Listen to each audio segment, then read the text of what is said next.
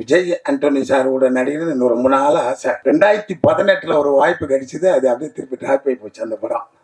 அது உள்ளுக்குள்ளவே இருந்தது. ஆனால் இந்த படத்தில் வந்து எனக்கு லியோ சார் மூலியமா ஒரு த்ரூட்டாக வர மாதிரி ஒரு கேரக்டர் எனக்கு மாட்டுச்சு. அதில் ரொம்ப சந்தோஷம். இந்த படத்தை பற்றி ஒன்றும் சொல்ல வேண்டாம். அது டேரக்டர் சொன்னார் இல்லையா சித்தர் அப்படின்ட்டு. அந்த சித்தர் கூட நெருக்கத்தில் இருக்கிறவன் தான் நான். ஏன்னா என்ன நீங்கள் முதல்ல பார்த்த சங்கர் வந்து வர மாதிரி இருக்கும். 2012 அப்புறம் நான் டோட்டலாக சைவத்துக்கு மாறி சித்தர் வழிபாட்டில் தான் இருக்கேன். அவங்களுடைய தொடர்பு கிடைக்கணும்னா அவ்வளோ சாதாரணம் கிடையாது. அவ்வளோ சீக்கிரமாக அங்கே போக முடியாது.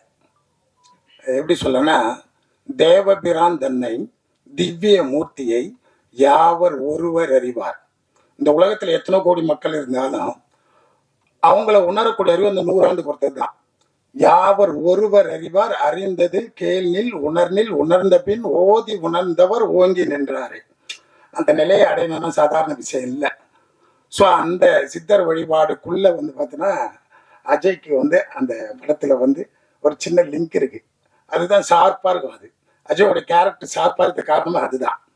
இதில் நாங்களும் கூட வந்து ட்ராவல் ஆகும். எங்களுக்கு வந்து இந்த மார்கன் சாதாரண மார்கன் இல்லை, இது ஜெய் மார்கன். அவ்வளோதான் சொல்ல முடியும். ஏன்னா இது லியோவுக்கு வந்து சாதாரண படம் இல்லை. அவரு எடிட்டர் மட்டும் கிடையாதுங்க. டைரக்ஷன் பண்ணும்போது டைலாக் கூட எடிட் பண்ணுறாரு. எடிட் லென்த்து அதிகமாக டைலாக் அதுவாக இருக்காது, ஒரு தான் இருக்கா. வாங்க அது போதும் அந்த மாதிரி ரொம்ப என்னன்னா ஒரு ஒரு சின்ன சீன் கூட அவ்வளோ உட்காந்து யோசிப்பார்.